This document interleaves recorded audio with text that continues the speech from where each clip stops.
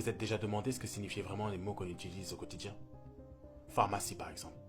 Pharmacie vient du grec pharmacus, qui signifie administration ou usage de.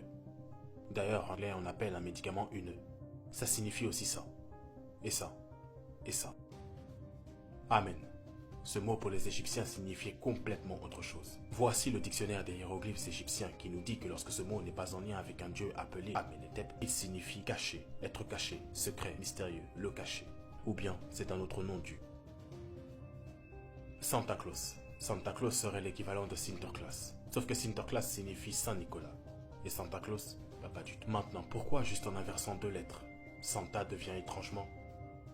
C'est vrai que lorsqu'on y réfléchit, Santa ne s'intéresse qu'au. Et ne vient en cachette que lorsqu'il. Les jours de la semaine, qu'est-ce qu'ils signifient? Eh bien, chaque jour a été appelé par le nom d'un dieu de la mythologie romaine. En gros, c'est le jour de culte de tel dieu ou tel dieu. Cela remonte au temps des Babyloniens. Les Babyloniens sont les premiers à avoir commencé les semaines à 7 jours et l'ont apporté aux Romains. Lundi pour lune, c'est le jour de culte de la lune. Mardi, Mars. Mercredi, Mercure. Jeudi, Jupiter. Vendredi, Vénus. Samedi, Saturne. Dimanche, Dominicus Dies, le jour de Dieu. Et en anglais, dimanche, c'est Sunday, le jour du soleil, le culte du soleil. Même chose pour les mois, mais on ne va pas tous les faire. Juste notons que janvier vient de Janus, ce dieu qui n'est autre qu'une des multiples identités de celui-là.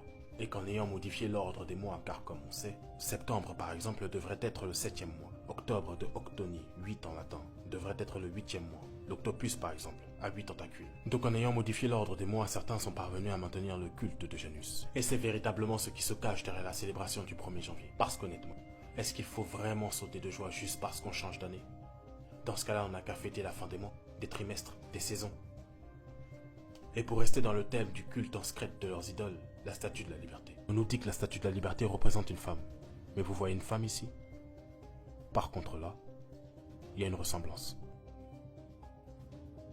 Il se fait connaître comme le porteur de lumière et la statue tient une torche. Les 7 pointes de la couronne représenteraient les 7 péchés capitaux. Vous savez, le narratif populaire dit que la statue de la liberté représente la fin de l'esclavage. On voit là les chaînes cassées.